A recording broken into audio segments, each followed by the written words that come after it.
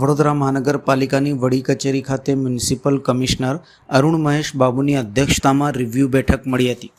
Review બેઠક બાદ municipal commissioner Arun Mahesh બાબુએ શહેરના વિકાસ કાર્યો અંગે વિગતવાર માહિતી આપતા જણાવ્યું હતું કે ચોમાસા પહેલાં જે રોડ વર્ક, પેચ વર્કનું કામ પૂરું કરવાનું છે તે પૂરું કરવા બધા ઝોનલ અધિકારીઓને જણાવ્યું છે.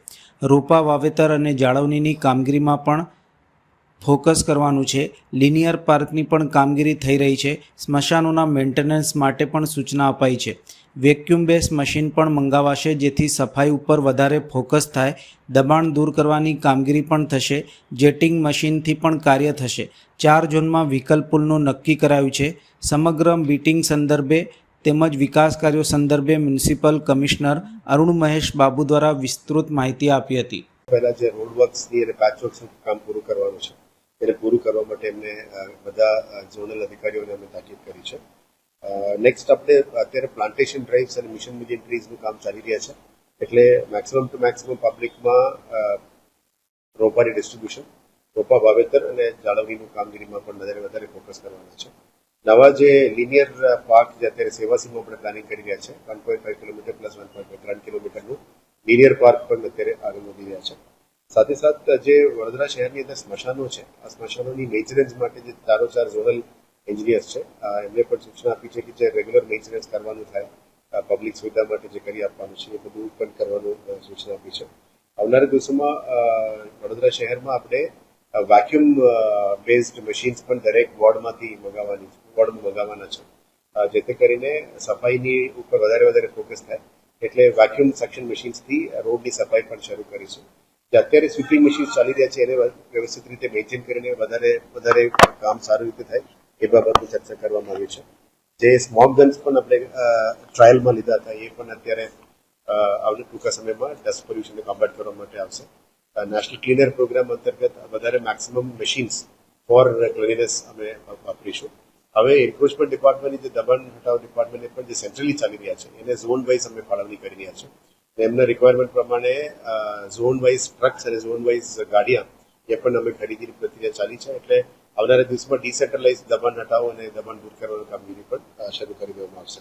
સાથે જે વોર્ડ લેવલમાં અત્યારે પદાધિકારીઓ તરફથી જે ડિમાન્ડ આવી રહી છે જેટિંગ મશીન અને સુપર સકર મશીન્સની, એટલે jetting machine, micro jetting machine જે ગલીઓમાં જઈ શકે એવા જ આપણા પાસે જે છે, હવે દરેક વોર્ડમાં પણ એવા મશીન હોવું જોઈએ એ પ્રમાણે ચર્ચા કરીને અમે નવા ખરીદી પણ પ્લાનિંગ કરી છે.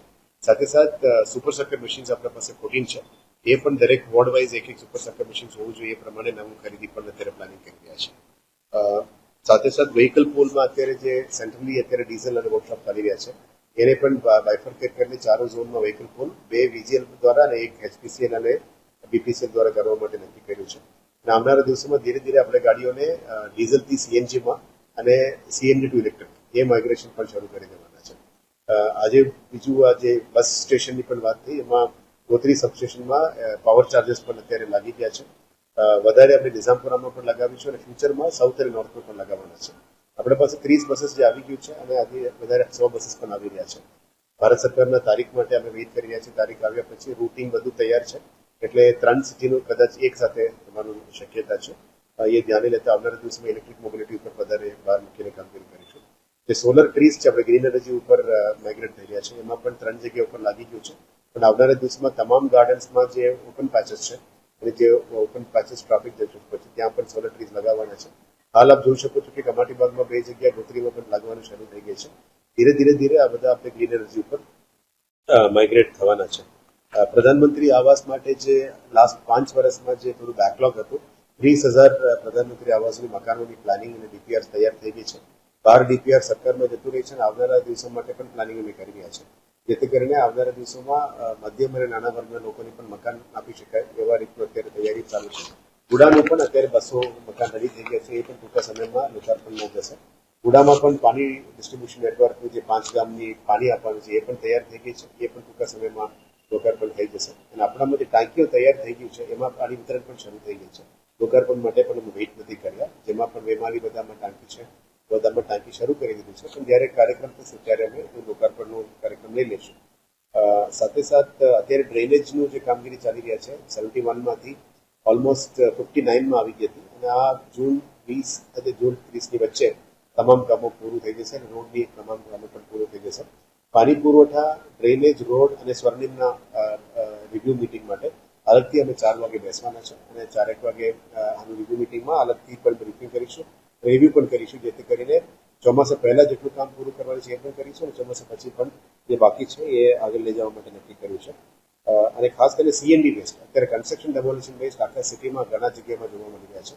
એને બંધ કરવા માટે અમે અત્યારે આજે 4 એસિસ્ટન્ટ મ્યુનિસિપલ કમિશનર્સને કીધું છે કે જે પણ વોર્ડની અંદર સેનિટરી ઇન્સ્પેક્ટર્સની જવાબદારી આવે છે એમને નોટિસ ઇસ્યુ કરો અને ટાઉન પ્લાનિંગ ડિપાર્ટમેન્ટને પણ કીધું છે કે તમારા બિલ્ડિંગ ઇન્સ્પેક્ટર્સને પણ નોટિસ ઇસ્યુ કરો એટલે જવાબદારી ફિક્સ થાય અને જેથી કરીને સીએનડી વેસ્ટના એજન્સી જે સોલિડ વેસ્ટ ડિપાર્ટમેન્ટ નોટિફાઈ કરે છે ત્યાં સુધી સીએનડી વેસ્ટ પહોંચવું જોઈએ, રોડની સાઈડમાં ટાળવું ના જોઈએ અને આ કરતા લોકો વિરુદ્ધમાં કડક કાર્યવાહી કરવા માટે પણ એમને આજે સૂચના આપી છે.